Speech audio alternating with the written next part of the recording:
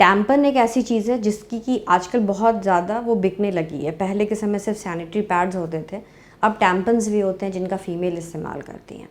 जो भी फीमेल्स ये टैम्पन्स यूज़ कर रही हैं उनको ये बहुत ध्यान देना होता है कि वो एक टैम्पन्स रेगुलर इंटरवल पे उसको चेंज करें। बिकॉज टैम्पन्स क्या होता है, आपके उसको कलेक्ट करता है वो जो ब्लड होता है, मेंस्ट्रुअल ब्लड होता है। तो अगर कोई भी चीज़ कहीं भी एक लेवल तक बहुत देर तक वहाँ पे इकट्ठा रहता है तो उसमें इन्फेक्शन होने के रिस्क होते हैं।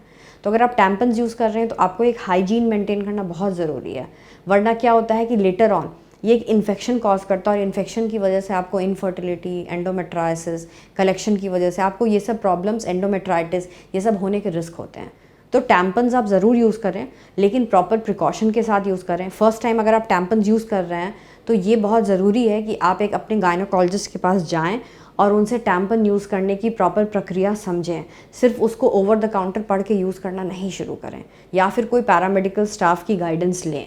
सिर्फ वो जो इंस्ट्रक्शंस होते हैं उसको पढ़ करके डूज़ एंड डोंट्स नहीं करें। बिकॉज आपको एक जो डॉक्टर है वो प्लान बता सकता है कि इसके क्या इफ़ेक्ट्स हैं। ये जैसे सैनिटरी नैपकिन्स भी जो पेशेंट्स बहुत दिन पे चेंज करते हैं उनको भी इन्फेक्शन होने के रिस्क होते हैं।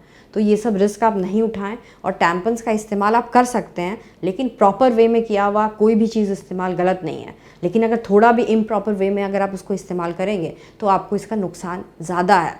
हम रखें आपका ख्याल।